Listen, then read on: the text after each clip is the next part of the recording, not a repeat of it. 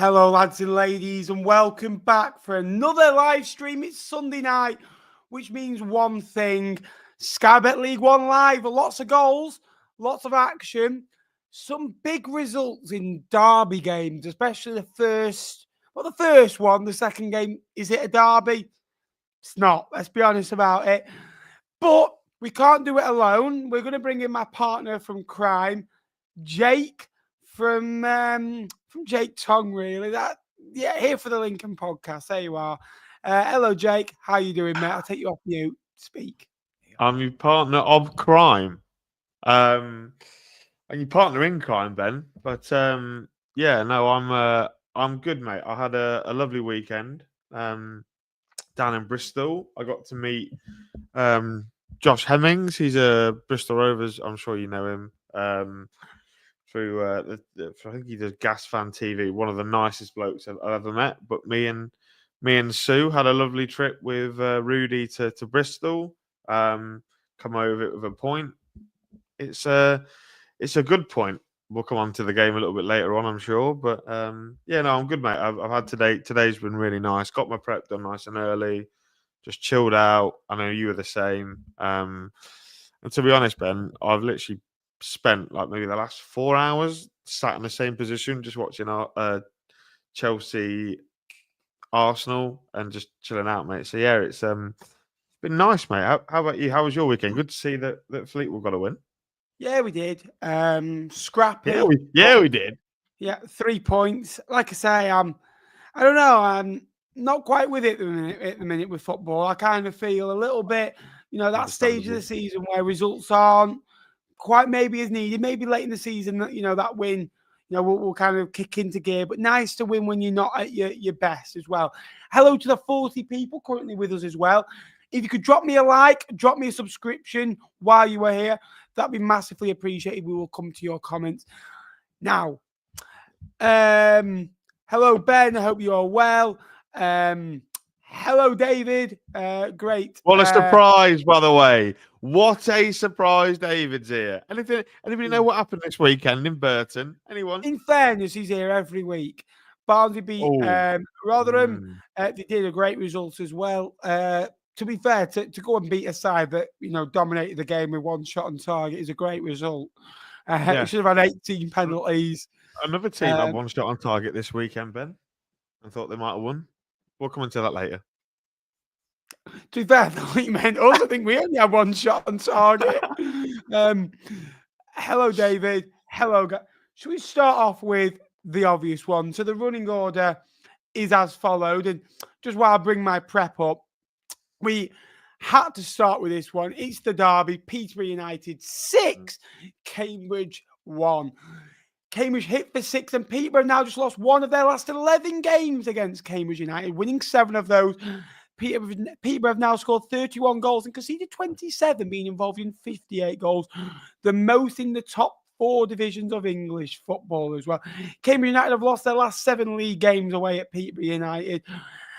1 clean sheet in 18 in that time as well. And Kwame Poku, the man getting a hat-trick yesterday, that man has beginning to shine. And not that he hasn't shone in previous seasons, but he's been outweighted by a Mason Clark, a Burrows, a Ronnie Edwards, those types of players as well. But that's 10 goals, 5 assists now in 15 games as well. He only got 11 goals, 7 assists in the whole of last season as well.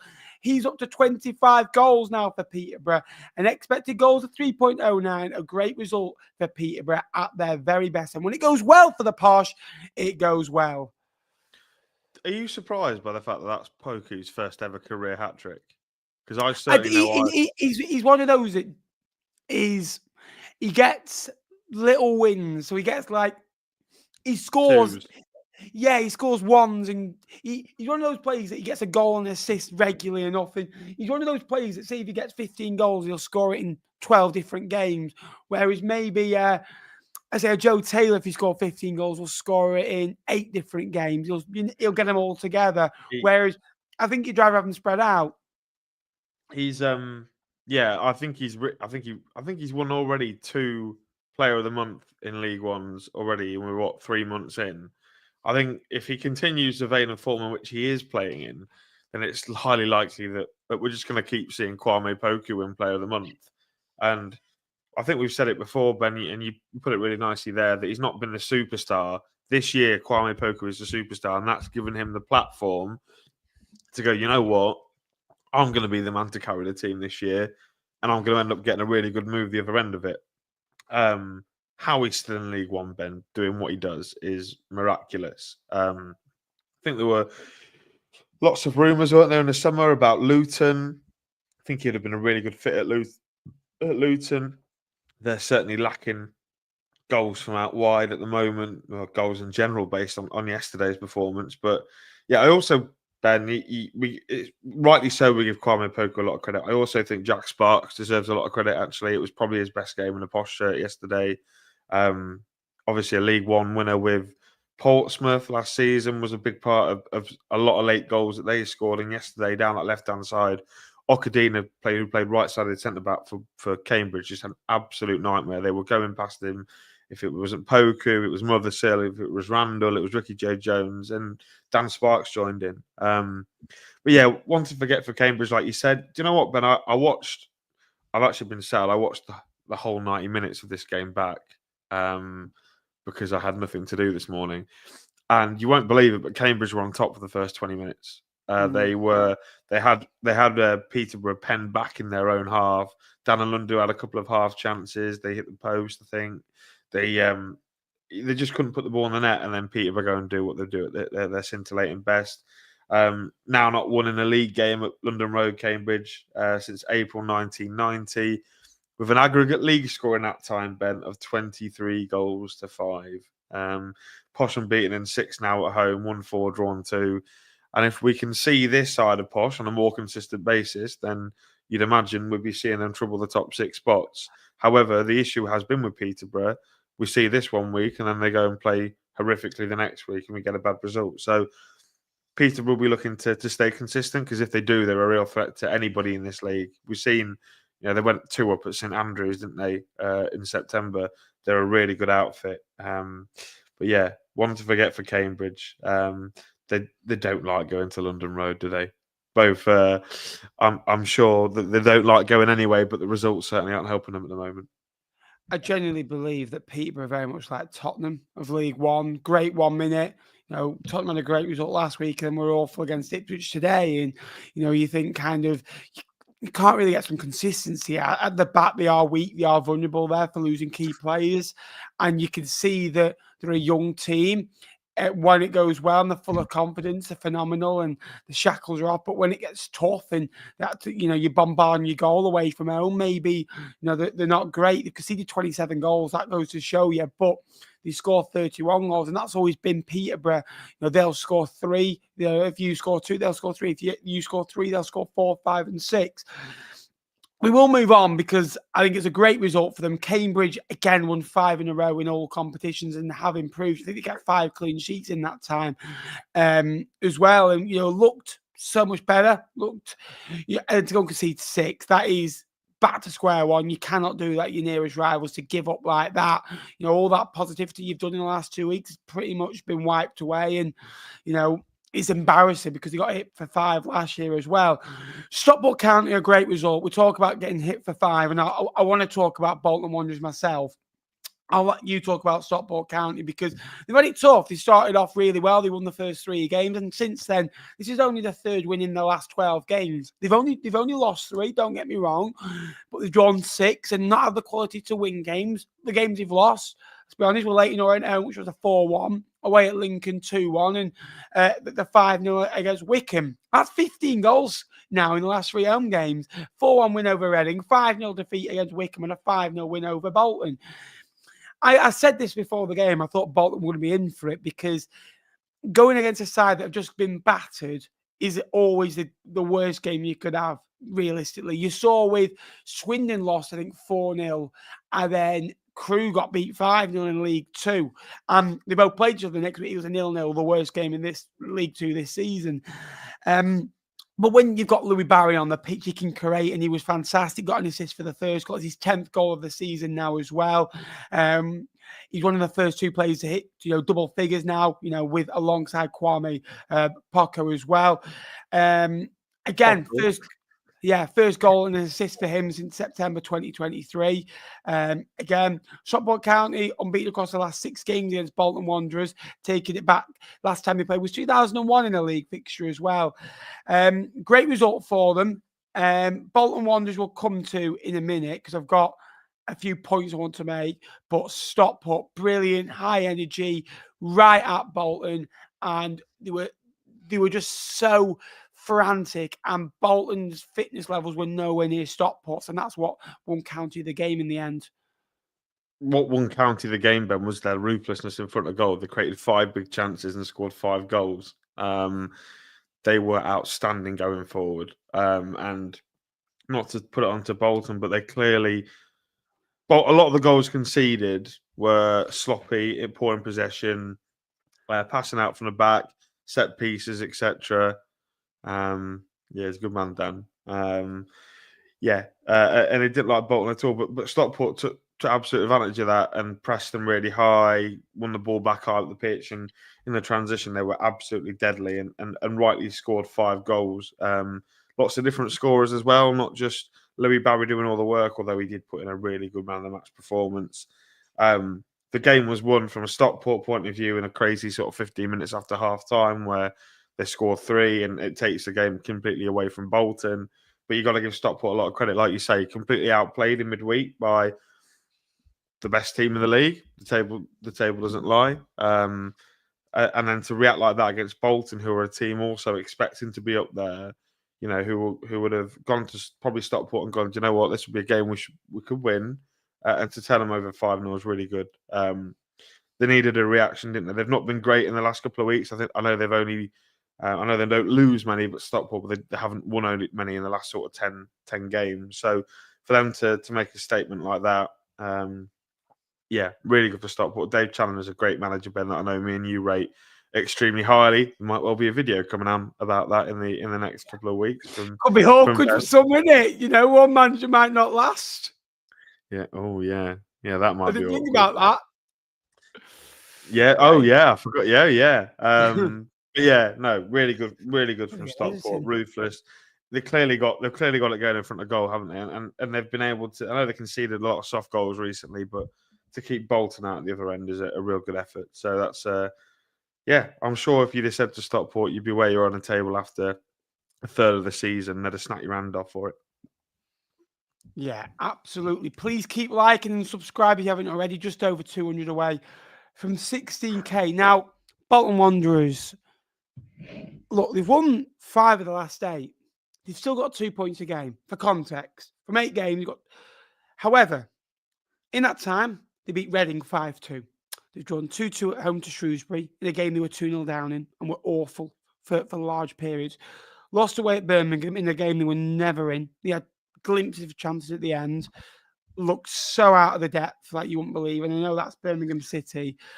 Beat Peterborough in the last minute. Beat Peterborough. They dominated the game. Got lucky. Beat Peterborough in the last minute, right? It was a penalty. It was a spot kick up from a rebound, right? They beat Reading. Going back to that, Reading are poor away from home. Northampton Town, Crawley away, Burton at home, right? They are the wins, right? Burton, they scrap pass. Burton could have got something from that game. Danilo also did score like a consolation goal. Crawley, they got through. They weren't great. Northampton, again, they were brilliant for 70 minutes. Fitness levels last 20 minutes, you can see 2 late goals. Their fitness levels, speaking to a Bolton fan. Who was recently, that? Who's the Bolton fan? Who's the he's Bolton actually fan? my area manager at work, actually.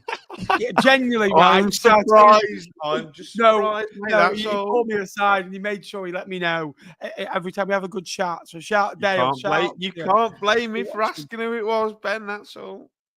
There's no one. I'm not speaking. I've never spoke to that Bolton. It might have been Cole. Okay, yeah. Anyway, the fitness levels are poor. They are. And they're being caught out time and time again from playing out from the back. They don't look comfortable. They do not look comfortable on the ball at the back. And how many times, are you going to be unfit? The pre-season schedule was poor. The transition from the playoffs was poor. They were in 6 weeks after the playoffs. So realistically, they've had a quick turnover. It's not like they've been off. They look like on their arse genuinely most of the time as well. They look so flat and deceiving. And for you, just like if you press them really well with high energy, like Stockport did, you're going to get joy out of them every single time. You don't have a plan B, and you're getting counted. And if you really take the game to Bolton Wanderers away from home defensively now have conceded, 13. Peterborough, Blackpool, Reading on 17. Shrewsbury and Cambridge on 15 and Burton on 14 are the only teams to concede more goals away from home than Bolton Wanderers this year. Bolton Wanderers are a side that should be in the top 6. They are. And although they've been better in the last 8 games, the performances haven't been. The performances, they've been okay. In some games, they've been okay in periods. And they're not consistent enough. You don't feel like they're going to go on a run. And they look like they're missing 3 or 4 players. Ian Evatt looks broken. If I see this video where he's saying "just for you, Amy" one more time, I will scream. But yeah, it looks so, I don't know, looks so abject. And one thing I will say finally before I bring you in, Ian Evatt is a great manager. He's done so much for that football club across 5 years. If he wants to manage in the Championship, he'll have to go and get a Championship job, which I think he will get one day. But I don't think he's the man to have the bottle in a big game, a big moment. He overthinks it a little bit at times, a bit like a woman at times. He overthinks it and stresses in his head and makes adaptations where he shouldn't do and comes to conclusions. And kind of, he's his biggest enemy. I just feel in big moments, he's not the right man for Bolton Wanderers. Speaking from experience there, Ben. Yeah. A little bit like Ian Evatt yourself, mate. Yeah. No, I agree. Do you know what, Ben? We went to that playoff final, didn't we? And I'm really surprised that he didn't walk or was sat then, because we were walking out and there were loads of Bolton fans, calling for his head. There was mixed reactions. Been mixed reaction all season, and the poor start hasn't really helped him. I think those wins against those sort of lower end table sides has massively helped him. And it's those wins, I feel like it maybe went to his head a little bit too quickly, and he's gone, yeah, well, I told you I could do it. Like I knew I could get this football club back on track. And then all of a sudden it comes crashing back down again. For me, Ben, we should be seeing a statement tomorrow from Bolton saying it's time for him to go. That he's gone, because you cannot lose 5-0 in any game in League One as a Bolton Wanderers manager. And that's not me. That's not saying they're bigger than what they are, but you cannot lose 5-0 to a newly promoted team when you're Bolton Wanderers. That just shouldn't be. It is Stockport. Stockport are a good side, yeah. It is Stockport are a decent side, but Bolton will be backing to beat anyone in this league, even Birmingham. So yeah, I don't know. I think it's time to go for Evatt. Where Bolton turn to next, I've got absolutely no idea. Colt seems to think they're probably going to go in for Mark Robins. I'd be very surprised if Mark Robins goes to Bolton. It genuinely, if Bolton sat their man, if Ian Evatt gets sacked tomorrow, Ben, realistically, who do Bolton get? Because I think Schumacher would be a very, very good appointment if he would drop down to League One. I think he would. For Bolton, I think it's not far from. I don't think Mark Robins. I think one thing I'll say about Mark Robins is the Championship version of Ian Evatt. I really like him. I think Mark Robins is a miles better manager than Ian Evatt, but that's the standard of level. Decent League One manager, decent Championship manager. Not quite got the standard maybe to take them up to that next level.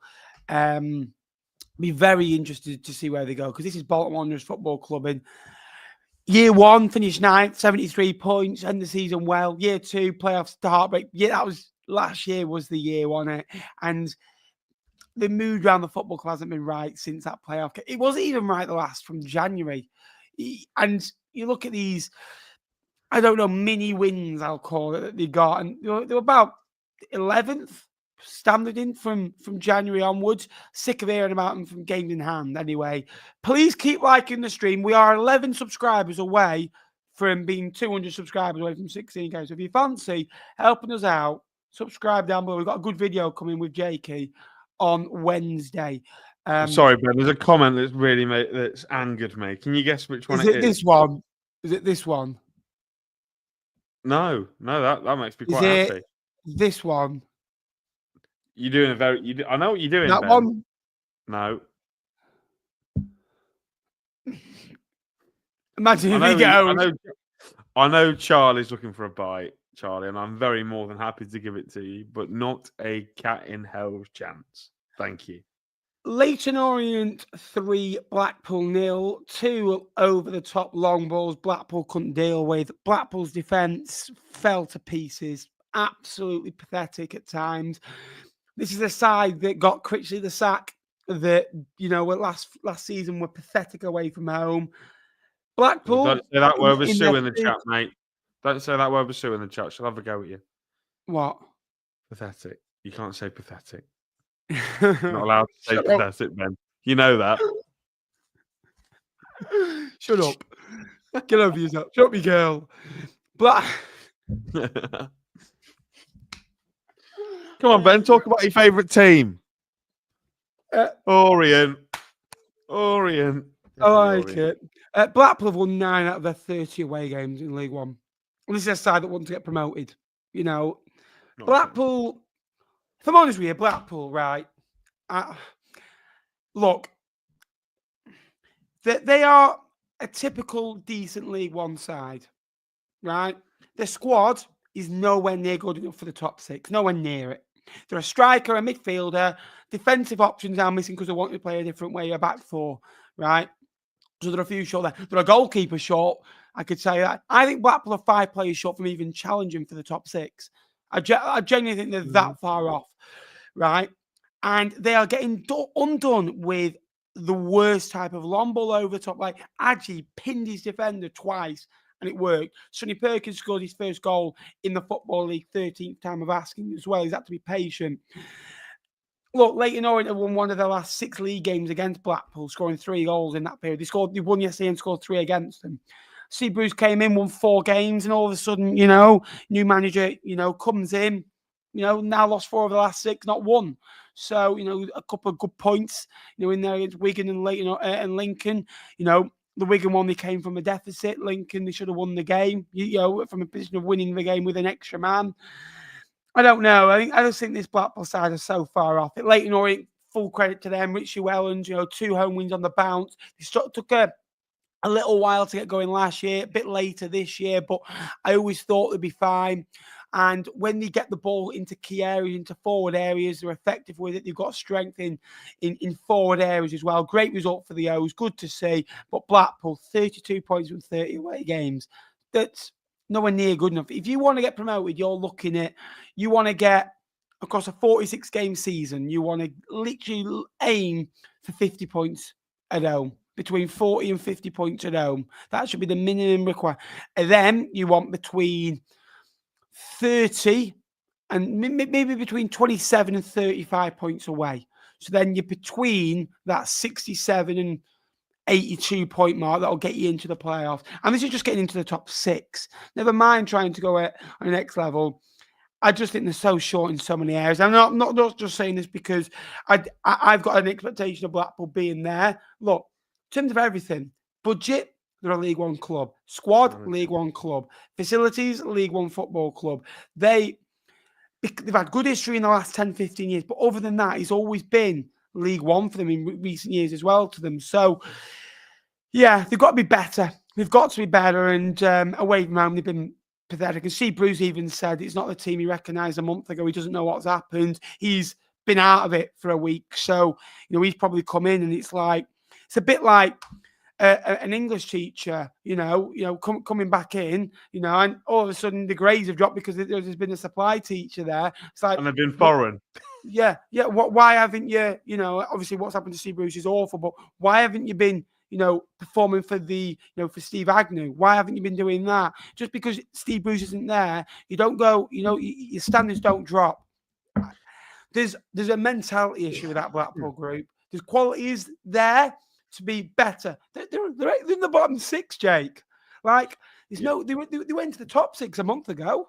I told you they were the best team that we'd played all season, hadn't I? When we went up there, at the start of October.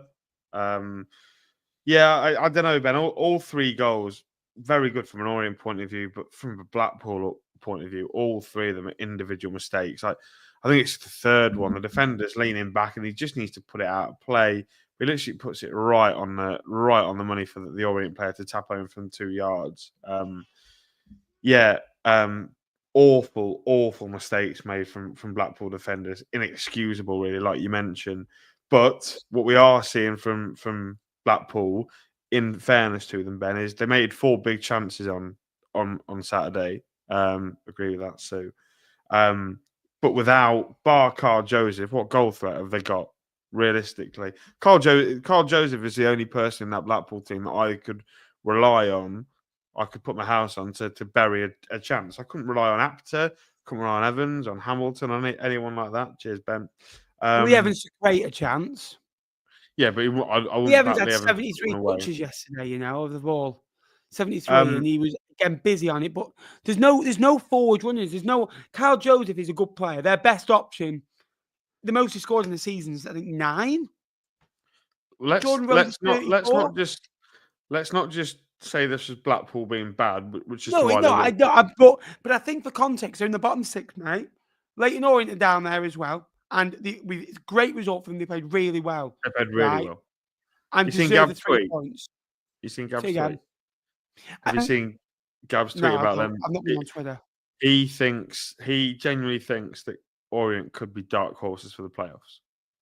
And I like Richie Wellens, and Richie Wellens is one of those managers that he's very. I like him. I like the way he talks. He's honest, and I think that there might have been a little bit of aggression there from him yesterday, where he didn't really get mentioned for the Blackpool job when Steve Bruce got it. Steve Bruce got labelled over a Richie Wellens who's done a phenomenal job. Richie Wellens has done better in football in the last 3 or 4 years than Steve Bruce has. So maybe there's a point to prove as well. I think Richie Wellens is like that. If you don't praise his side, or he likes being not praised, he likes being, Leighton Orient aren't doing this. When Leighton Orient are praised, they maybe don't do as well. They do better when all the pressure's not against them. Do you know what I mean? When everyone's labelling them as soft, and you know what I mean? Yeah, but they played really well yesterday.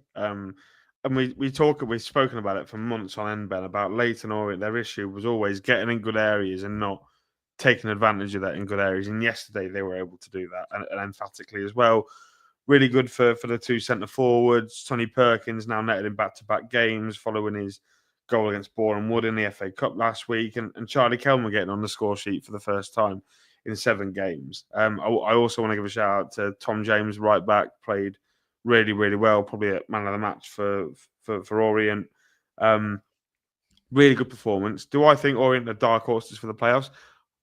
I think they're dark horses for the top 10. I wouldn't quite put this Orient. I don't think this Orient team are quite good enough. Yeah, they're not quite.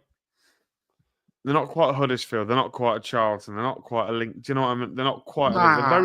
They're not a million miles away. What? Finish your sentence and I'll comment on that, what you've just said. I just think they need to be a bit more ruthless. I said in my league on unpopular opinions, I'll go this far. I think Charlton will end up between 10 and 15 points outside the playoffs. Charlton will be nowhere near it. Absolutely nowhere near it. Okay, but then in terms of like Huddersfield. Stature. You've done that on stature. Yeah. If you give, all right then, if you give Shrewsbury Town, Charlton squad, I don't think you put Shrewsbury anywhere near where you'd put Charlton. I don't know. You wouldn't. I don't know.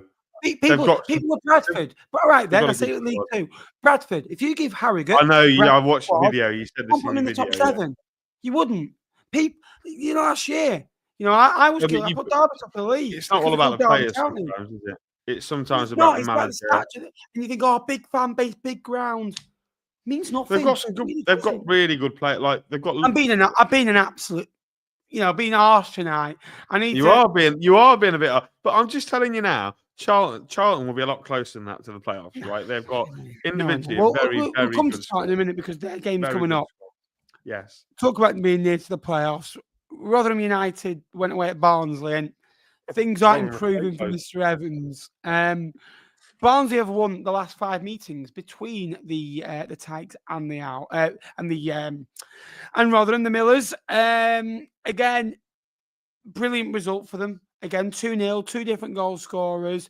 Rotherham United have failed to win any of their last 14 away games against Barnsley, losing 9 of which as well. Barnsley, that's only the second win in 13 home games. And this is a side that want to push on. You've got to be good at home. You've got to make Oakwell a fortress, because when they went up a few years ago under Daniel Stendhal, them and Luton finished in the top 2. Both teams didn't lose a game at home. They didn't. If you are good at home, you are nasty at home. You are. I don't want to go to Oakwell. Oakwell's my favourite away game in the league. I bet Oakwell's one of your favourite away games in the was last season. It was, and that needs to stop. You need to go to these grounds and you go, no, you're going to have the worst day out ever. You're going to come to our house and you're going to play by our rules. You're going to go home in a sulk. I'm going to win. Barnsley away from home, brilliant. One of the best sides in the division away from home, because he set up, he can hit teams on the counter, explore the gaps because teams come on to you.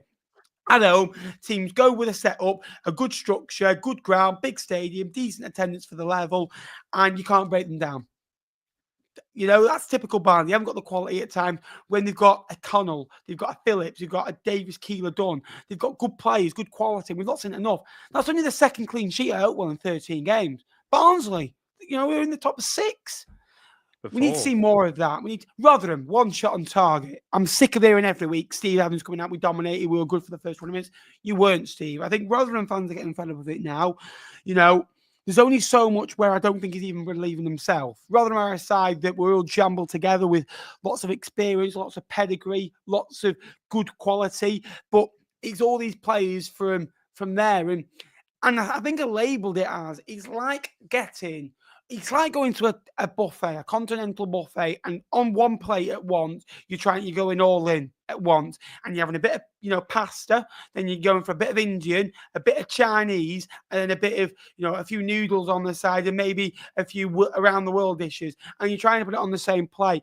Individually, they're brilliant, nice, but, there's time for that later in the evening. But on one plate at all the same time, they put all these players all together and it's a mess. It really is. And, all these experienced players packed it full of 27, 28, 29, 30-year-olds. And they look run ragged in midfield. And the basics, the set pieces that Steve Evans sides are normally good at, defending the box from corners the other day. Honestly, I thought they were a jigsaw. Honestly, they fell to pieces that many times. It's embarrassing. For Barnsley, very good. Humphrey's getting a goal. He's always good to see a good finish. But again, not getting out to your man. The basics of football for Rotherham United, for Steve Evans, I don't think they're playing for him, because you're not getting out to your man. You're not blocking crosses. You're not getting out, to stop your man from shooting. This Rotherham side, again, poor. Even to Cosmo and seeing Steve Evans grabbing a load of different foods and putting it on his plate. Ben, that might well be the best thing I think you've ever said. And of course, Steve Evans' analogy has to do something to do with food, doesn't he? Because he's not the slimmest of gentlemen, is he? Oh, Steve. Do you reckon he's close to the sack, Ben? Genuinely, Steve Evans. I don't, because of his relationship with the chairman. I think he'll be fine. A bit like Bolton, isn't it? For me, there's too much friendship involved in football. For me, I think that in football. In football, for me, because you've been good once upon a time, and you've done well there before. For me, it's like, what do they always say about a girl? You don't go back, do you? Football clubs, you've done well before, leave it. And even at Stevenage, the last 3 months, slow down. Matt Farley, who is probably the most positive guy that, not just I know, probably on the planet, right? The guy that thinks Mansfield at home in the second round of an FA Cup is, what a tie. You know what I mean? That's could have got, mate. yeah. Brilliant corking. That's going to attract, the viewers. But even he said it was slowing down, and they weren't maybe scoring as much. They weren't maybe winning games as much. And when it wins, it's brilliant. But these types of performances have got Steve Evans wins in the past.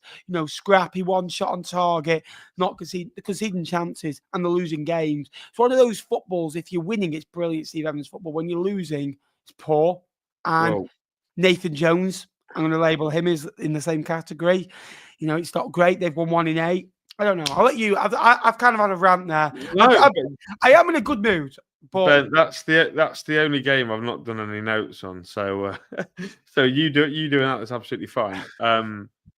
Yeah, I don't know. I think this Rotherham team are closer to his Gillingham team that he took down than anything else, really. And you spoke there about, how he jumbled a little bit of everything together, a bit of Chinese, bit of Indian, bit of, pizza, whatever.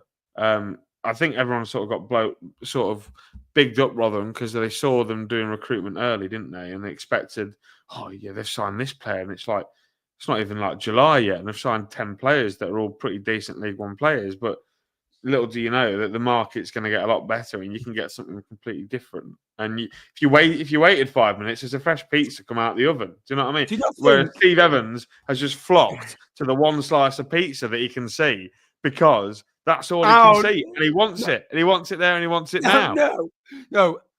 I went to an all-you-can-eat buffet in Newport, right? And there was one piece of there was one piece of garlic bread left, and there was a bit of like my curry, like the only curry I liked there. There was no it was a poor choice of curries really. So it was tikka, and there's a tiny bit left. So I deliberately got the last little bit when the woman was coming past, so she'd fill it up. So I am on Steve's side on that. One thing I'll say: do not think their business in the summer reminded you a bit like Football Manager when you go in with no budget. And maybe like after year one, your season's finished, or you see all these free agents who get listed, and you're trying to sign when you're like Fleetwood or Lincoln, on Football Manager, and you're thinking, I'll go and sign Leighton Baines or something. He's been in the Prem, 35. But don't talk to me about Leighton Baines because his brother's a prat. Go on, carry on. Anyway, his brother's a referee. Do you want to move on, or do you want to go to the next game? I think that my ranting's done on that. Well, I don't think there's it. Well. Don't mention Baines, or else I'll just freeze up. Yeah. Crawley, if you haven't already, please subscribe. It'd be greatly appreciated. We're so close to 3 games. What? We're 37 minutes in and we've done 3 games. 4.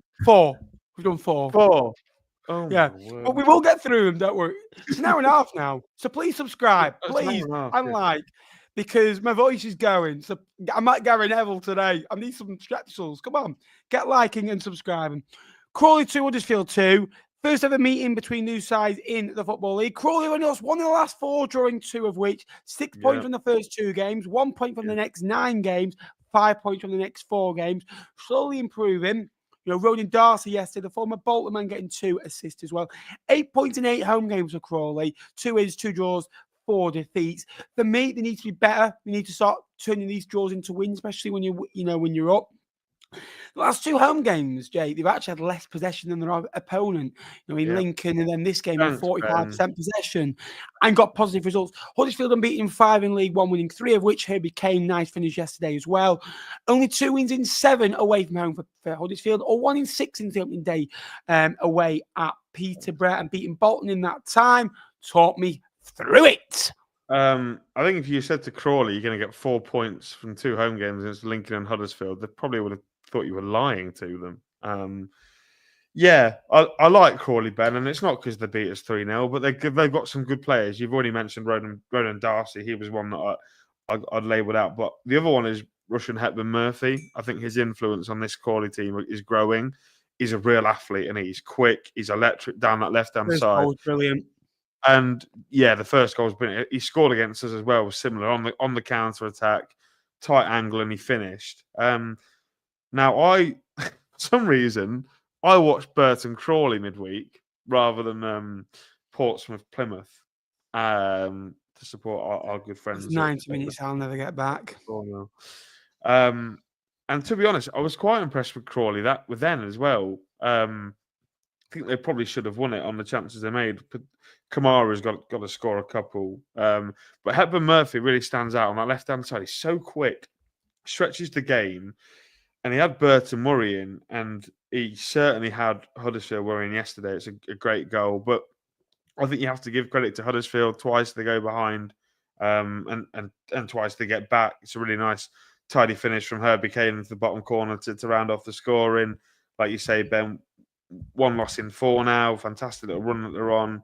If they'd have been as clinical as they were on Tuesday as they were yesterday, they'd potentially be looking at 6 points in a week. But 5 unbeaten for Huddersfield. And to be honest, Ben, you look at Huddersfield's next 6 games, I think they're pretty much all winnable if you're a Huddersfield fan. So I don't know. It was a bit of a bonkers game of football, a bit end to end, but I think Crawley will be walking away happier, even though they've gone ahead and pegged back twice. There's a lot of signs that Rob Elliott's getting his style of football across, and they're playing some good football. So yeah, good point for Crawley. Huddersfield will be slightly disappointed. I didn't actually skip it. This was actually meant to be next. But Burton 2, Shrewsbury 0. Burton ended a 14 games. Burton ended a 14-game run without a victory as well. They are the last team to finally get a win as well. Kalinowskis. Oh my God. Kalinowskis. There you are. When the slumber rhythm starts to play, dance with me, make me sway. That's the song. They love it. Honestly, they love it at Burton. Ever again, please. Kalinowskis running down the wing. Burton have now won the last 2 meetings against Shrewsbury. Burton have only conceded 1 goal in the last 3 meetings now. Again, drawing a couple of games. Obviously, drawing 1, winning 1, losing 1. 2 clean sheets, positive. A lot better. Shrewsbury have lost 6 of their 8 away matches, beating, Crawley away from home 5-3 and drawing away at Bolton. They were good, conceding 15 goals.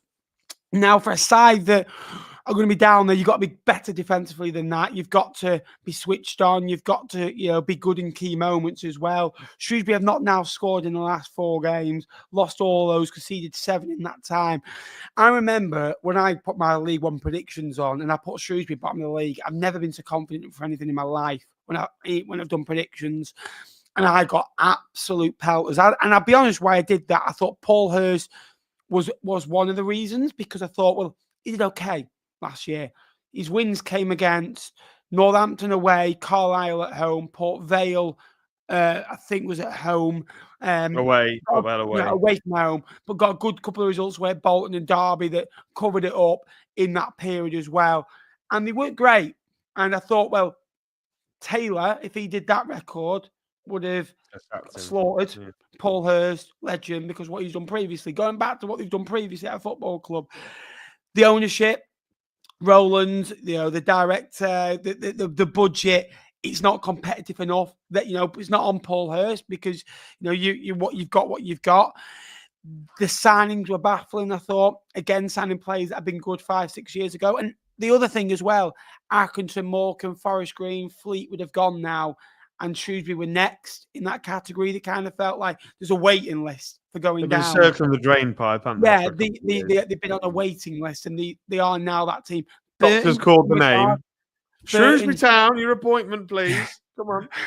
Burton Albion were probably in that category without the ownership issues, and maybe you'd think they've got to be better than they have been.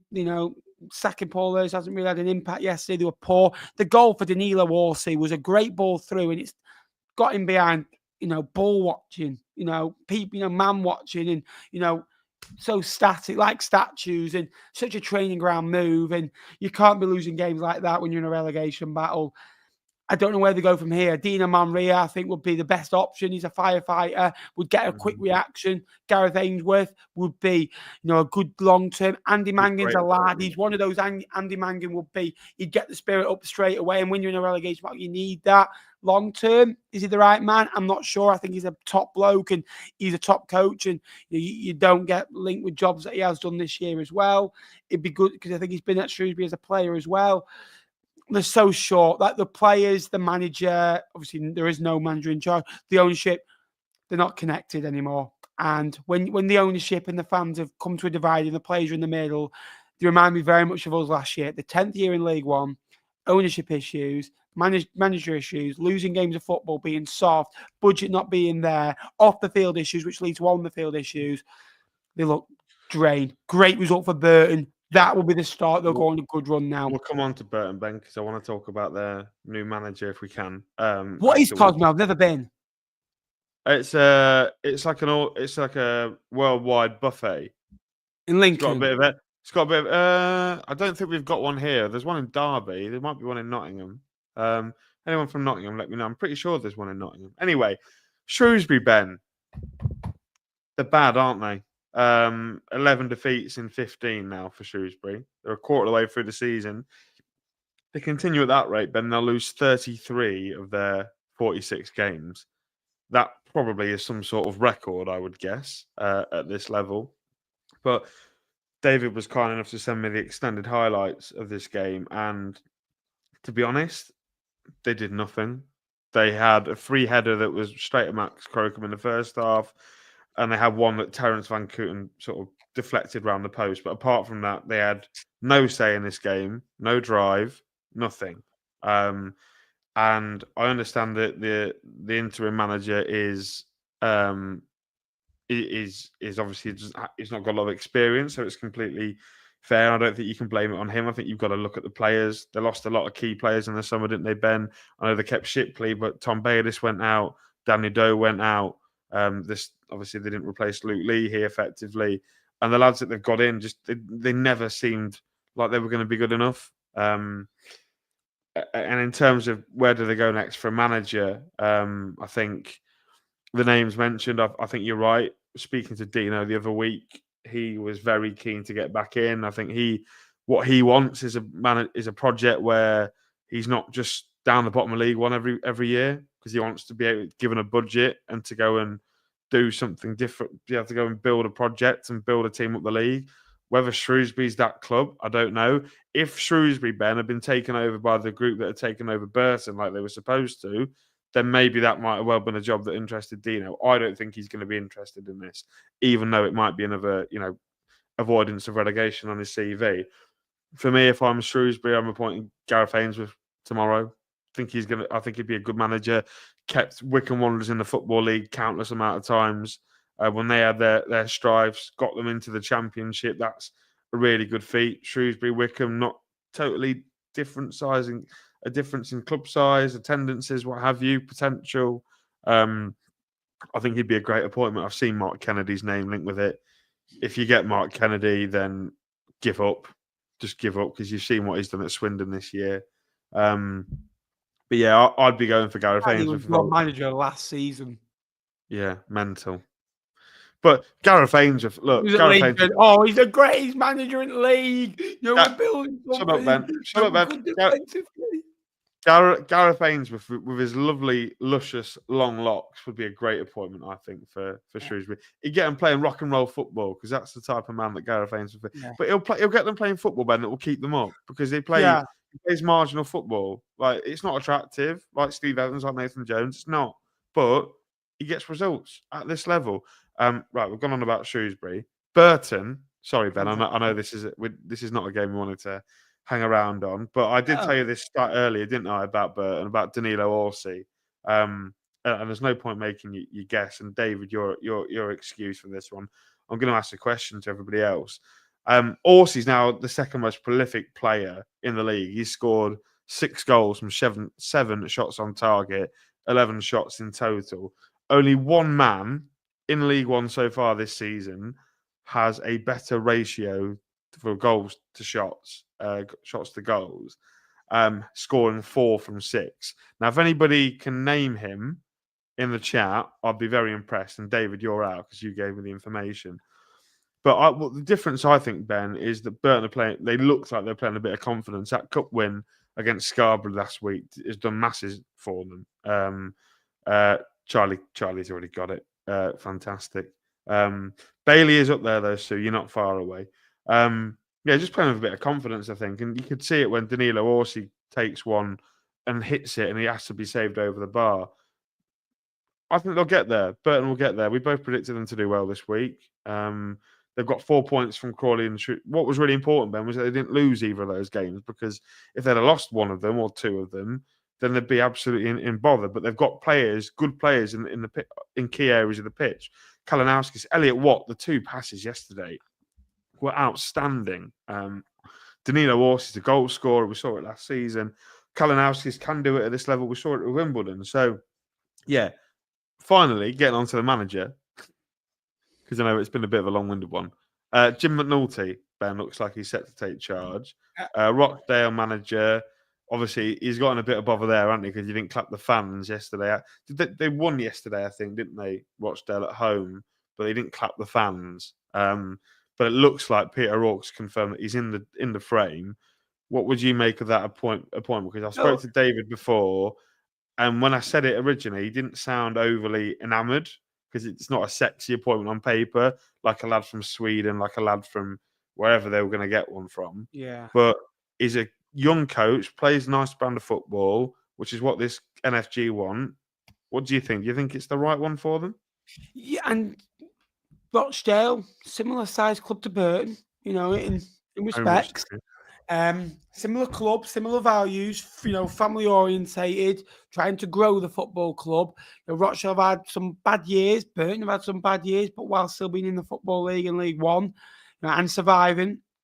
Rochdale, obviously, low budget. Maybe he can go and test himself with a big budget. So, yeah, I think it's a great appointment. I'm not all for this, vertical tick-attack of football. And, I'm very old school. I think that, you can win games of football more regularly, playing a different style. That's my preference.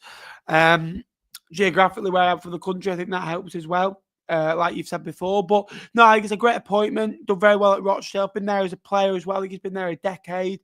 So obviously, if they left, he'd be gutted because they're in a good place. He's improved them as a football club. He's improved players as people as well. So no, I think it'd be a great appointment. And yeah, Burton Albion terrific yesterday. Got the much needed win that they realistically needed.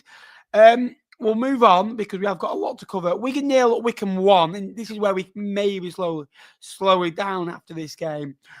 Wycombe, phenomenal, absolutely phenomenal. Lost the first 2 games, now won 10 of their last 12, winning 9 of their last 10 games as well. Won 6 of the last 6 games as well, 3 consecutive clean sheets, scored 32 goals, Peterborough on 31, third most expected goals, Peterborough and Stockport only have more, a 5-0 win in the week. They've got different goal scorers, whether it's a Kone, a McCleary, a Fred Onyedimya, a Dan Udo, a Low yesterday, good from set pieces, good defensively. Yesterday, they didn't look like a Matt Bloomfield side.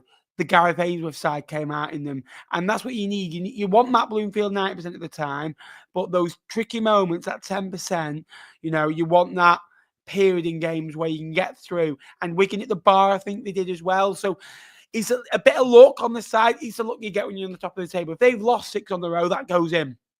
It's that simple. I said that about Portsmouth last year. Great result for them.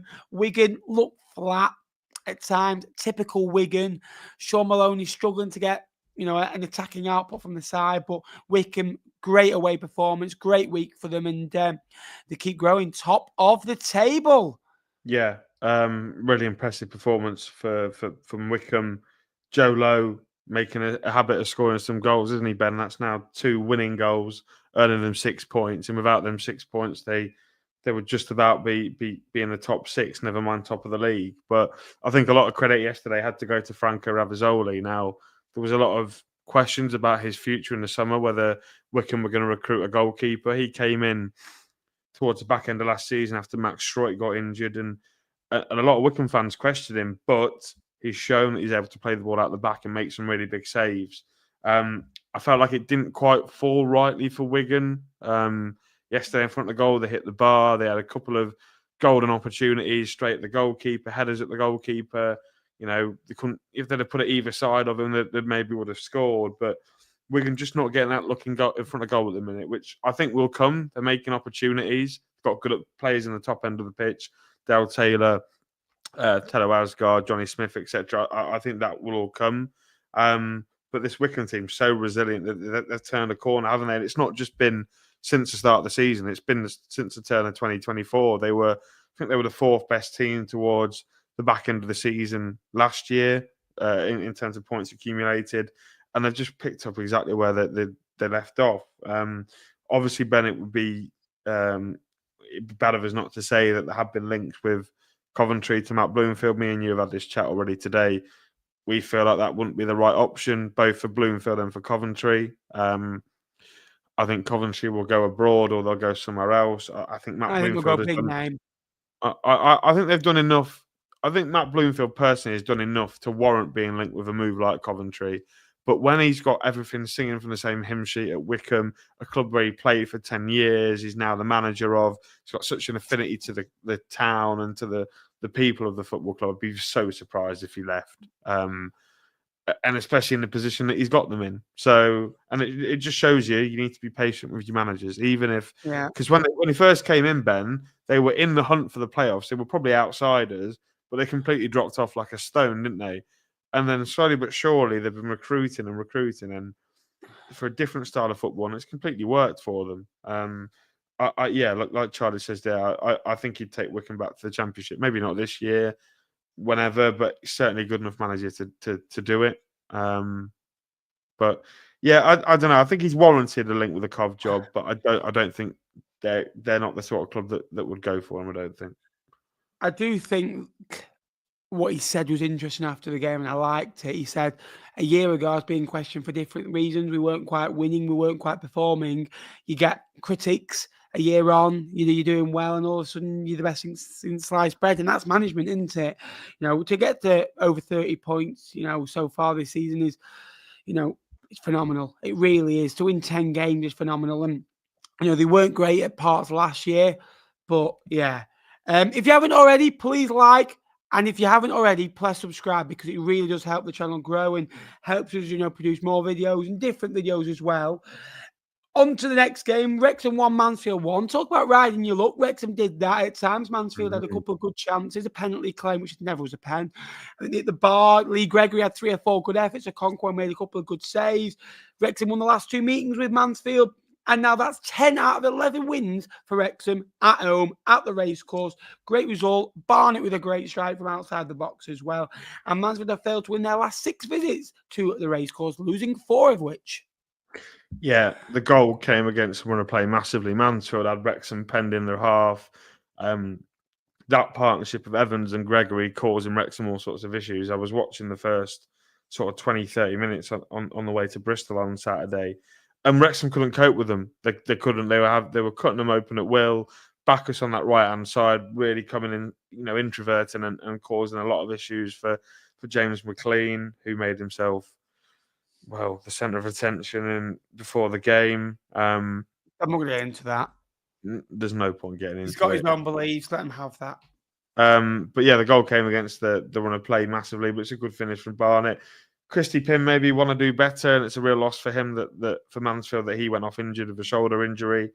But yeah, Wrexham just couldn't kill the game off then. Ollie Palmer had a couple of chances. They had a couple of shots from outside the box. Just very surprised that they couldn't get it off. Paul Mullin had a couple of chances, which last season you'd probably say he'd bag, but to drop only 2 points from X amount of home games all season is incredibly good for Wrexham. They've got a tricky next 4, Ben, to be honest. Stockport, Exeter, Lincoln and Barnsley to close out the month of November. That'll be a tough little run, and if they can pick up 8 to 10 points from that, you'd be pretty impressed. Whereas Mansfield, Ben, after Bristol Rovers on Saturday, I don't know if you've taken a look at their fixtures. The next 11 after they play Bristol Rovers, they play Wycombe twice, they play Bolton twice, they play Huddersfield, Charlton, Rotherham, Peterborough, Reading, Stockport, and Lincoln. Now, but that's League One, mate. That's League One. That is League One.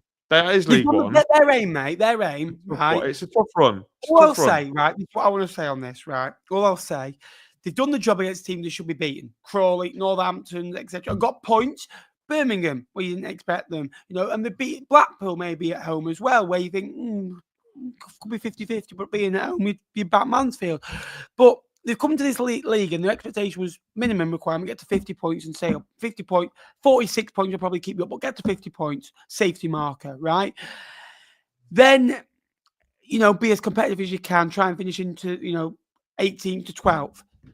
Enjoy these games now because you've won against sides you have, and you'll be able to get good results. It's an open league. I guarantee if this was Lincoln in this situation in Mansfield, you'd be going, well, we've done the job against. Why should we fear them? We're Mansfield. We've done well.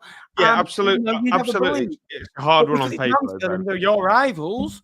I think no. That's a hard stretch of 11 games. Yeah, very good. That is a hard stretch of 11 games. They play pretty much every good side. Do you not think every game in League One's hard in a way that not on paper as much as that run? No. Football's played on grass. Grass. Yeah, but Bristol Rovers yesterday was your easiest in the next 4 games. You didn't win the game. As pundits, Ben, You're saying it. We are not pundits. Of course we are. We are not. We're League One pundits, mate. That is giving me the ick. That I'm not a Get over pundit. yourself. Get over yourself. Pundit. You're Gary Neville. Ooh, pathetic. Those Mansfield lot, spineless, big games coming up. We're gonna know. It's a hard run, Ben. Whoever you are, that's a hard run. I'm not saying it because it's Mansfield, but I would expect to see perhaps a drop off for their league position over the next 6 weeks. There will be a drop off. I agree, but they are then. That's what I was trying to say, and then you jumped in and went, "Game's hard, Yeah, right. Exeter Charlton, for God's sake. Carry on. It's been an hour here. It's all the drama. I just love it. They tweeted after the game. Exeter City's 1-0 victory over Charlton was their first victory over the Addicts in over a decade since a 3-1 victory at the Valley since February 2011. In that period, they have lost 5 of their previous 6, drawing the other one. Exeter City hit 22 points yesterday after just 13 matches. It took them 24 games last season to hit that target. Considering they had 16 points after the first 8 last season, to go and only get, pretty much 6 points from your next 17 games, and that 17th game was the victory. So 3 points from possible. So lost 10, drew 3. Charlton no win in 4 matches. They have drawn 3 of which 1 win in 8. I'll go back to not being sustainable with the metrics. First 8 games, did 1-4, drawn 1, lost 2. Possession-wise, they're in the bottom 6. Shots on target-wise, they're in the bottom 6. Shots on target per match, in the bottom 6. Chances created, in the bottom 8. Expected goals, in the bottom 3.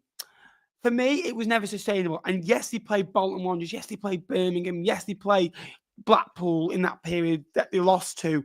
They had to go away at Wigan and had to go away at Shrewsbury and win. And when you're winning 1-0, oh, what a manager, Nathan Jones. It's typical Steve Evans style of football. But when it loses, this question's asked.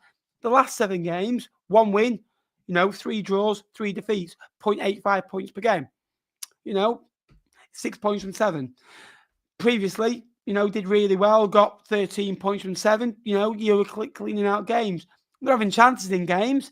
For me, I just look at them and I think, I don't think they're sustainable. They are in games, don't get me wrong, but there's not enough attacking output from them regularly enough. Do you remember? That's just giving me a memory that you've just unlocked there, Ben. Do you remember when I said on T-Lock last year, Fleetwood are in games, and then you just went on an absolute massive... Do you remember that? Yeah, but no, right, listen to me. This man said we are in games, right, after I had to go to 4 games, right, where we lost 3-0 at home to Stevenage. We had 30 shots, right, okay. But after that, I went away to Cambridge the week after in the FA Cup, right, and I brought the league because it's interesting because we're playing our first strength team. We lost 4-0. We were 3-0 down after 13 minutes, and they missed a penalty. Then we went away at Derby and lost 3-0 in the cup. Then we lost 3-0, went Northampton and didn't have a shot on target for about 70 minutes in the football match. Then we lost 1-0 home to Peterborough. We hadn't scored in 6 games, and this man comes to me and says, we are in games. Maybe it's my fault you got relegated. 7 points adrift at this stage. No owner, a manager that the players hated, and almost a certainty for relegation.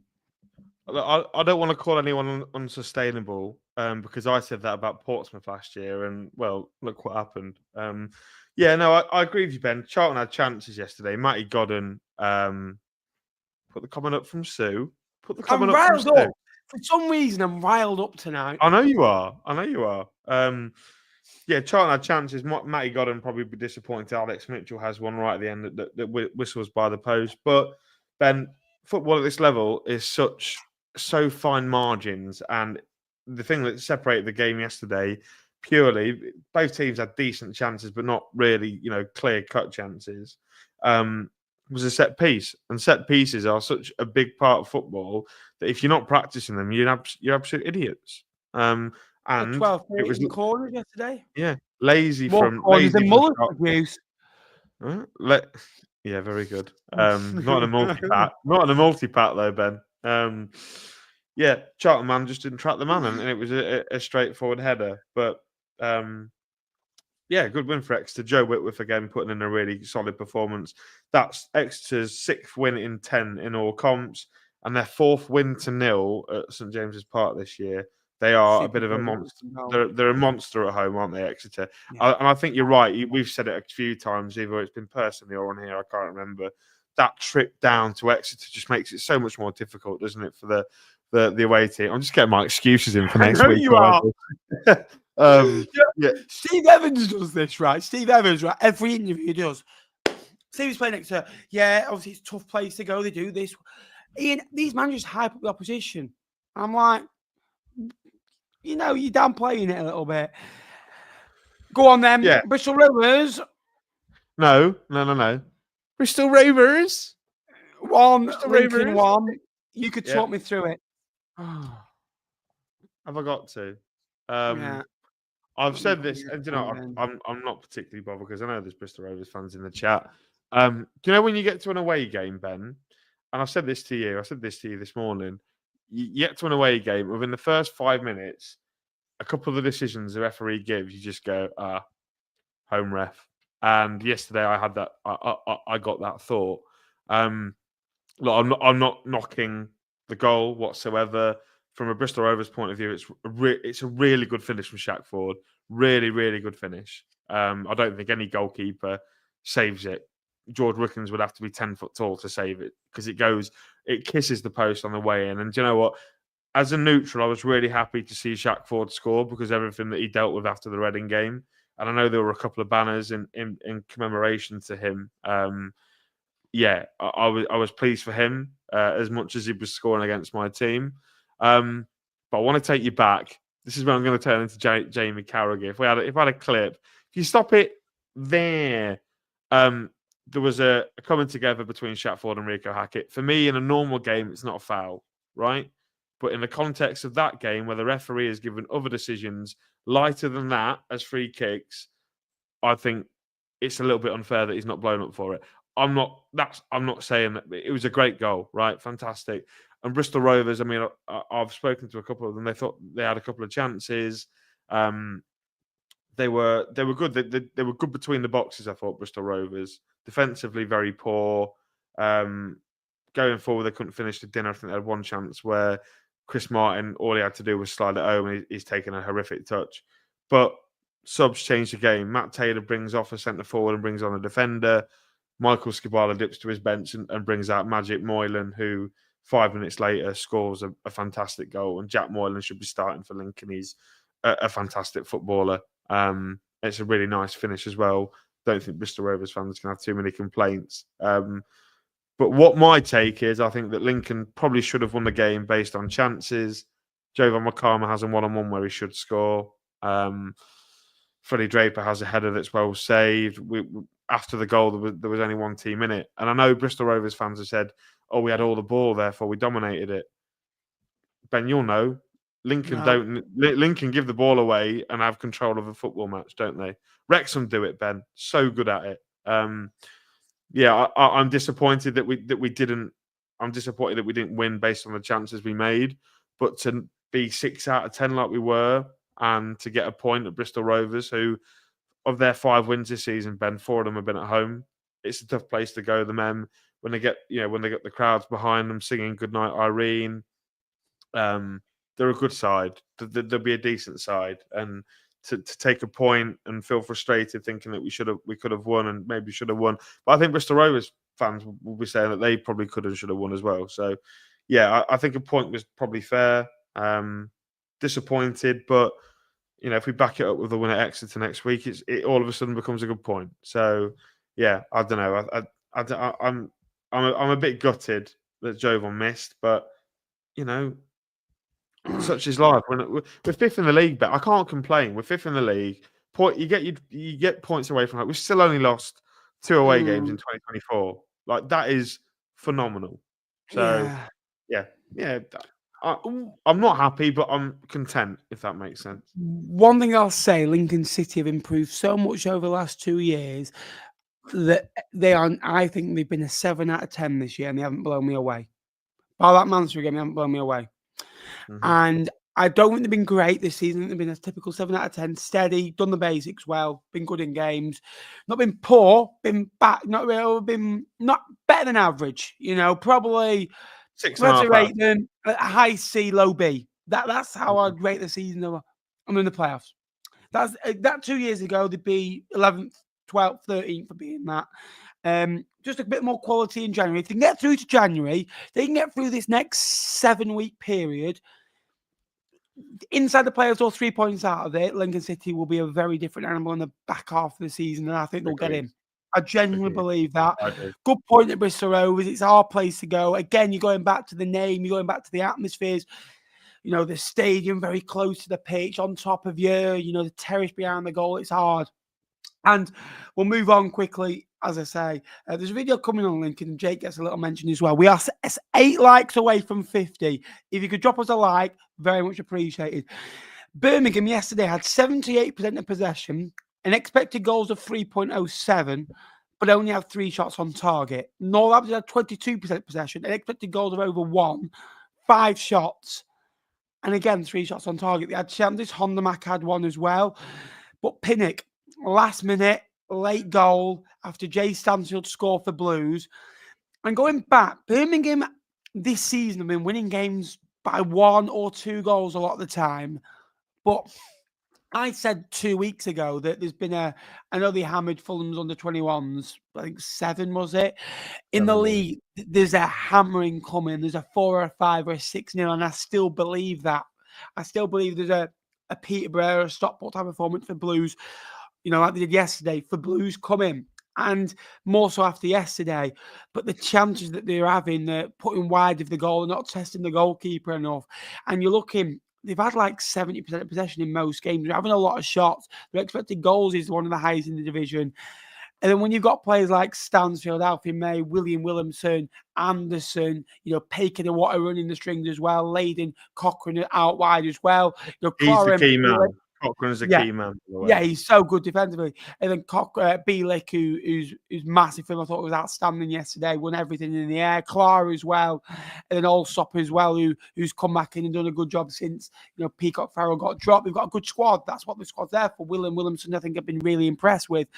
But you don't think your chances. Northampton grew in confidence in that, and kind of, late on in games, gambled a little bit, got a great goal through Mitch Pinnock, who has had to be patient a lot this season. He's only got a couple of goals.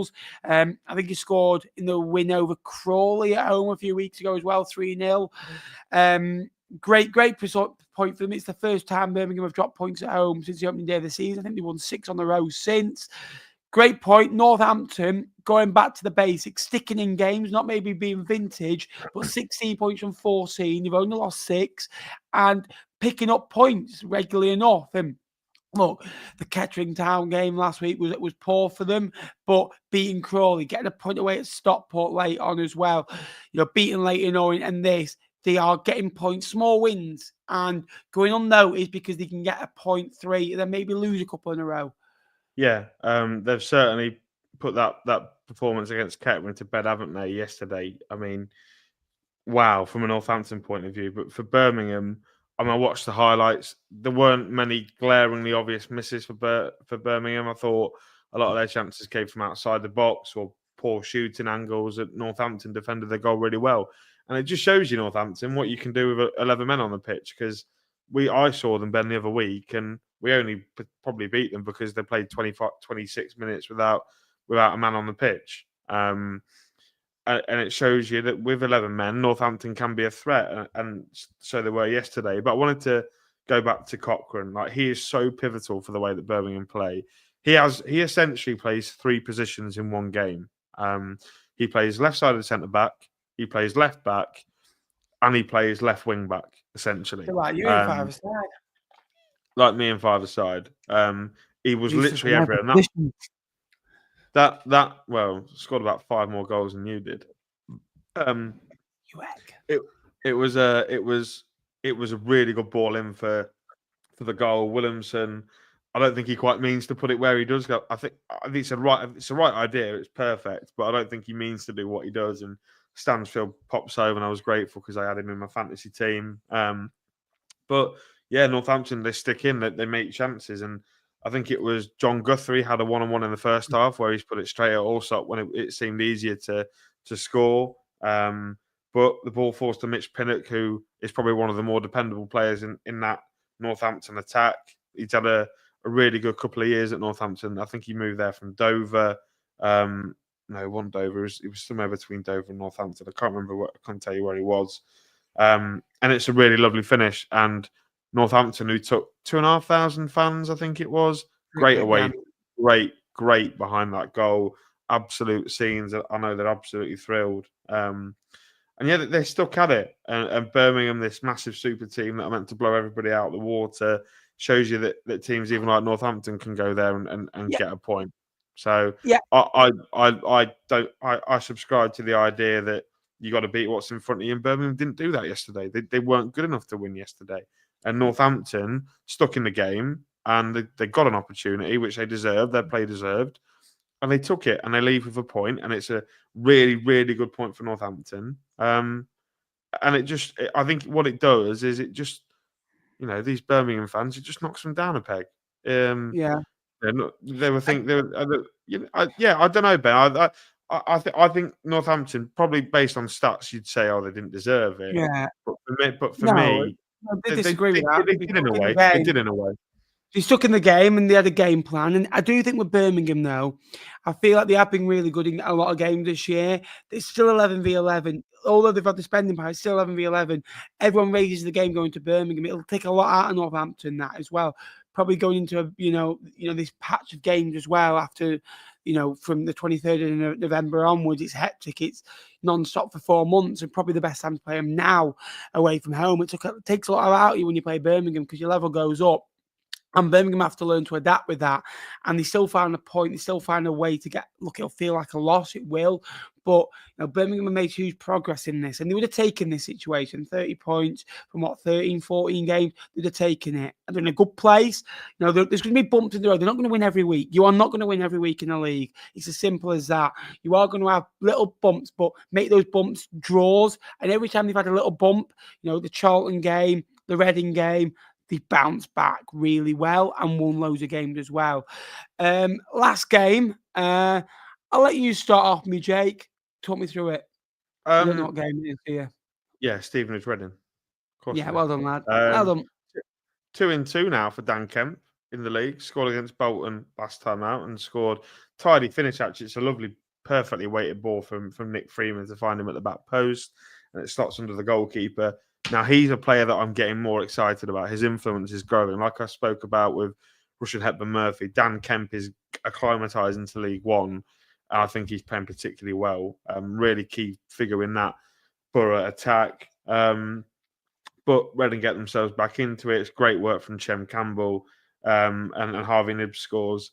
Do you know what? I thought it was the right result. Stevenage have been decent at home. Reading, whilst they've been poor away, I thought the performance probably warranted a draw. But yeah, there's not a lot to say, Ben, really. I mean, Stevenage have drawn 10 games now in 2024. Sort of shows you, doesn't it? They were winning a lot of games at the start of last year and the slow, rapid decline. But yeah, I think it's a good point for both. Reading obviously will be probably more disappointed given their position in the table. But what I did want to talk about, especially with this game, we spoke about Matt Bloomfield earlier being linked to Coventry. I'm Coventry. I want Ruben Sellers. That's exactly who I want. He is perfect for that job, and bringing young players on, selling them for more money. Whilst Reading haven't sold money, but you'd imagine that it'd be able to excel some of their assets for a lot of money. I think he'd be perfect. Brand of football, good attacking football, good at home. Yeah, I think Ruben. I don't know what you think, but Ruben Sellers for me is the perfect manager for Coventry if they can get him. I agree. Let us know your thoughts down below. If you've got any questions you'd like to ask us, get them in below as well. Again, if you haven't already, please like, please subscribe. 12 away from 15.8k. We've been stuck on 15.7 for so long. So if you could subscribe, it would help us out a lot. It's free to do. So Jake, talk me through your channel before we go into predictions. My channel, my podcast. Podcast, yeah, here for the Lincoln podcast. We'll be recording tomorrow night, so we'll have an episode out on Tuesday morning. So Bristol Rovers fans, I know you will be eagerly anticipating that. Come and follow us on the socials, HFTL1884. Also, if you don't know, me and Ben do a podcast together called That Football League Podcast. Not done one for a while, but we should be linking up at some point in the next couple of days to do one. I'm sure you all know what T-Flop is, but yeah, come and give us a follow. I'm on the road to 1,500 followers on Twitter, so if you could come and give me a follow on it on Twitter, X or Twitter, whatever you call it down here, that would be really appreciated. Yeah, that's me, mate, really. And then just come and join it. I know we've got some videos coming out, haven't we, Ben? We've got a video where we talk about managers in League One. But I did want to say, give this man a subscribe because he's had a really tough couple of weeks and you wouldn't have been able to tell because he's been that professional. And I've seen what he's going through and it's not very nice, but he's put a brave face on. He's been to the football. He's done really well. He's making content like he's smashing this League One live. And yeah, I just want to believe me, say I've not been like this all week. Believe me. I said no, I know, and I'm just saying. I wanted to say, Ben, now that we're on it, I'm very proud of you, and you're very mature for the way that you're dealing with everything that's going on. And obviously, well, it goes without saying, rest in peace, Tony. What a bloke. Yeah, you might have seen me look behind a couple of times. That sometimes when you're struggling in shows, which I'll be honest with you, the vlog yesterday was. I got copyrighted, so that was a great start. I had to re-upload it, and then it's been tough. I'll be honest with you, I've been very close to dragging it all in this week. Very, very close to not coming on air tonight. The League Two show I have postponed for a week. I just feel 2 shows in a weekend maybe a little bit too much right now. I will try and do one next weekend, or then after the international break, things will hopefully get back to normal. So yeah, really appreciate the words, Jake. We'll come to the comments, the questions in a minute. Talk me through predictions. Well, it won a good week, Ben. To be honest, it's not been a fantastic week. Midweek, funnily enough, we got no points. But we both predicted Burton to win, and they didn't. We both you predicted Stockport to win, and they got thumped by 5-0. What else have I got? This weekend, then you took home 11, which is good. I think you got 2 correct scores. Obviously, one being Lincoln because you I don't know how you do it, but you give Michael a phone call up and you say, Michael, what's the result? I think Lincoln are the easiest team to predict. They're either 1-1 or 2-1. They love a 2-1 home win, especially. Northampton, there's a couple more. You got the Stockport score right. I'm pretty sure you got the Northampton score right. Yeah, Northampton quite. Let me check. You've got the last 3 Lincoln results spot on. Let me check. I am an imp. You are an imp. And any Lincoln fans in here, I know there will be some. This man will be coming to Huddersfield away with us at the start of December. So he will be available for photos. I will be charging a £5 for each one. But come and say hello. We're just going to have a nice chilled day out of the football, aren't we, Ben? Yeah, can't wait.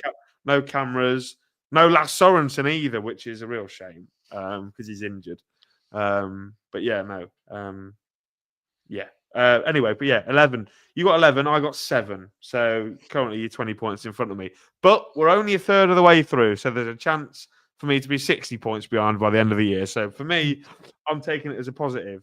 Right, Ben. Obviously, it's international week next week in League One, which means we have a bit of a hit schedule. 1, 2, 3, 4, 5, 6 games to call. There's more than that. Peterborough Charlton's just been called off, by the way. Peterborough Charlton, I've already. Yeah. Was it? Oh, there's less than that. Yeah, got called off at 7:00 tonight. Absolute joke, by the way. I mean, I don't know if you've seen the Sky game for next week. I might watch it. 12:30 kickoff down in Devon. Might come down to Exeter to see you. I think. I'm staying over, mate. So you feel free to join me and Flowers on the old waters in Exeter. It'd be great. All right, thanks. Yeah, well, I mean, I'm not allowed to moan about it because I advertise for Sky Sports Plus, so I'm not allowed to moan. But it is a bit of a joke, isn't it? Away at Exeter at 12:30. No, I think Sky Sports Have we been paid? Yeah. Yeah, we've been paid, Is mate. there still a contract? Let me just get the No, contract. no. We're fine. We're fine. I checked No, this morning. I'm. We're fine. I don't like this season's felt very. That yesterday was our first home game at 3:00 for 77 days. Yesterday, due to internationals as well, granted, but I don't know. Football's going to a very dark place. Right, should we predict the games that we have got then? Yeah. So starting off, I think who went first? You or me last time? You did. You go first. Exeter Lincoln. I'll let you go first for this, and I'll let you go first for the next week. Then we're, Oh, that's polite. That's very polite of you, Ben. Yeah, that's because I said those nice words about you. I'm going to go Exeter 1, Lincoln 1.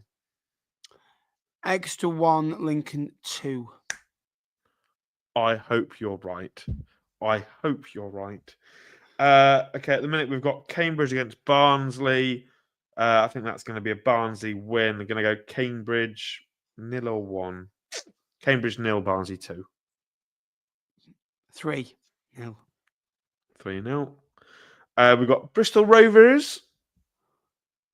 They've got Crawley at home. Two teams that I've actually been quite impressed with in recent weeks. But I think Rovers are going to edge them out. Gas 2, Crawley 1. 2-0 Gas. 2-0 Gas. Cooking on gas. This is quite a big one, Ben. Stockport versus Wrexham. That's not gone yet, I don't think. No. Ooh. I know where I'm going. I know where I'm You know where you're going, do you? Yeah. Stockport 1, Wrexham 2. Stockport 2, Wrexham 1. Yeah, I think Wrexham are going to do it. So we've got no Charlton Peterborough, which means we've also got Blackpool versus Northampton. That one's still on, isn't it? Yeah. As we stand. Blackpool 2, Cobblers 1. 2-0 Blackpool. Yeah. Are we going to do a show next week if there's only 4-5 games? We're not going to do a show next week, are we? We'll do a video on League One. We'll do a monthly roundup. So do you want to do the week after? No, we'll do that on that League One show. You sure? We might as well. Yeah. Well, we could do it now. Oh, yeah, we'll do it now. Go on then. We might as well, haven't we? Go on then. Gives me something to do at work tomorrow, so I can put them all in. Go on, lad. Okay, so Shrewsbury, Birmingham at Shrewsbury. Am I still? You still letting me go first? Yeah. I think this is the game. Shrewsbury 0, Birmingham 5. 3-0 Shrew. 3-0 Birmingham. Oh! 3-0 Shrewsbury. Go on, Ben. Put the salop. Mark Kennedy is going to have an instant impact. Another early kickoff. Stevenage against Leyton Orient. Now, this is a little bit at home. This is a little bit of a heated game, isn't it? With Richie Wellens and Stevenage not getting on too well. I'm going to back a 1-1, I think. Stevenage, Leyton Orient. Yeah, at Stevenage. 1-0 Orient. 1-0 Orient. Bolton Blackpool in a battle of the Northwest. Blackpool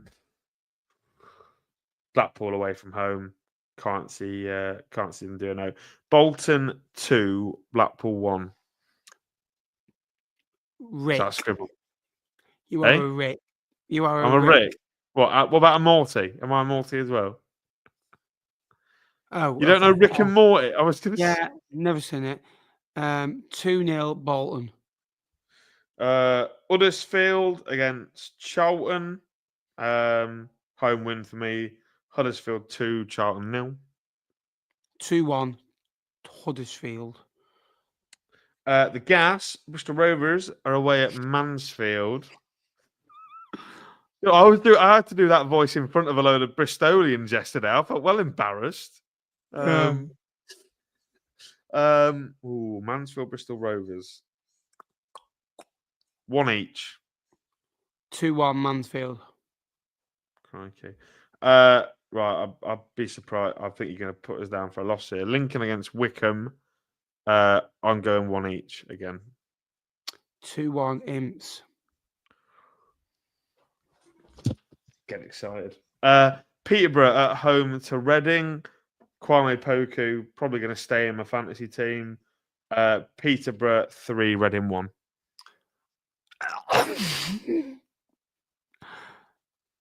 2-0 Posh. I hate you. Now, this is a derby between Peterborough United's two local derbies. Northampton versus Cambridge. Did you not know that? Yeah, I knew that. Are they rivals? Who? Northampton and Peterborough? No, Northampton and No. Cambridge aren't rivals, but Northampton are rivals with Peterborough and Cambridge are rivals with Peterborough. So it's a battle of Peterborough's two Yeah, local so if they're rivals. both rivals of a team, that are, No. how are they two not rivals? No. One's a county derby like Cambridge, and one is because of a river. The River Nene or the River Nen. Depending on which part of it you're from, you say it differently. I don't understand. Besides the point, Northampton 2, Cambridge 1. 2-0 Cobblers. Wrexham at home to Exeter. I think this will be a bit tighter. Wrexham 2, Exeter 1. 2-0 Wrexham. Rotherham go away to Crawley. Crawley 2, Rotherham 0. Crawley 0, Rotherham 1. Burton against Stockport. Crikey. Sorry, David. Burton 1, Stockport 3. Burton 1, Stockport 1. Interesting. And finally, to wrap it up, Barnsley. Oh, we have to do another 2 games after this. There's Tuesday night after we come back. I forgot about it. No, we can do that. Oh, no, we do that next week. That's fine. Yeah. Barnsley Wigan at Oakwell.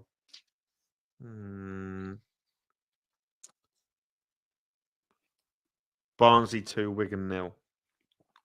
2-1 Barnsley. Right. Questions. It basically just means atmospheric. It basically just means scenes. It basically just means it's just a fancy word that gets used, basically. I think the character, you've got a decent enough squad. As soon as you get one win, you are low on confidence. New group, took a while to gel, new manager, new factor. I feel like you've got on a good run now and you're good enough to stay in the division. Who will improve the most and decline the most post-January, Jake? I think you'll see... I think you'll see Wolves a Shrewsbury fan, but I think Castledine and Tommy O'Reilly might well go back. I think they might loan Castledine out. Maybe. Yeah, potentially. I think he's getting a lot of game time there, isn't he? So I think it's probably a good loan for him. Who's going to improve? It's so hard not to say Lincoln, isn't it? Because you said earlier when you were talking about us, you think we're going to do we're going to go on and do well after January, second half of the season. I think what you'll see is you'll see Wycombe strengthen. I think you'll see Stockport strengthen. And I think you'll see Wrexham really go for it if they're in the playoffs. So I'm going to go with Wrexham for that one. Yes, I did actually. I didn't have any food, but I enjoyed the witty bants and I had a nice pint while I was in there. Of what? Old Moot, strawberry and apple. It was nice. Ooh, is that on draft?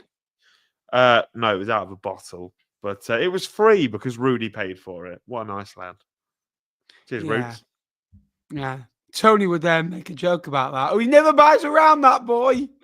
There we are. Right. Hope you've enjoyed the show. Yeah, thanks for watching. If you haven't already, please like, please subscribe. Jake, thanks for joining me. Thank you, mate. It's been nice, isn't it? It's good to talk about football, mate. And if you fancy some extra content, members, I uploaded this. Oh, look at the blue eyes there. Blue-eyed boy Ben. And I've got a video tomorrow, so you can join me. It's currently got, I think, 66, 67 members. So if you fancy joining the crew, there'll be a new video tomorrow as well. Thank you very much for watching. Appreciate all your support. We'll be back later this week with Jakey for a video on Sky Bet League One Managers. Enjoy the rest of your weekend. Have a good week. Up the imps. Imps are going up, ole, ole. No, don't start it. Don't start it. City's going up, ole, ole. Do you know what? The chant about Jack Moylan's absolutely horrific. Do you want to hear it? Go on. I don't know it. He's running Nope. down the left or the right. Makes Lionel Messi look. Word that I can't use. It's time you knew about Jack Moylan. He belongs to my us. God. Super Jack. That's like a rhyme. One of our songs is something about what's it called? You know, Falcao. You know what that Falcao used to have? What was it? What was it? Anyway, the one that Falcao used to have. Something about with Liam Shaw. We've got Liam Shaw and Danny Mayer running it promoted. Something like that. And I'm like, I don't understand the words. Like, Adam's at the wheel. Tell me how good does it feel? no. We've got Brendan, Virtue, and Meepo. Danny Mayer, well, yeah, he's scoring goals. Well, Brendan Wiradu was injured for 10 weeks. Charlie's Mate, at the talking about, wheel. no, shut up a minute. Talking about centre half. Our first, our second, our third, our fourth, our fifth choice centre halves are injured. We're on to our sixth and our seventh. Our eighth choice centre half is a midfielder. We had to play our ninth. It's like Matty Virtue's next in line. Matty Virtue's classmate would be a great centre half. Thanks for watching. Bye all. Bye, Jackie.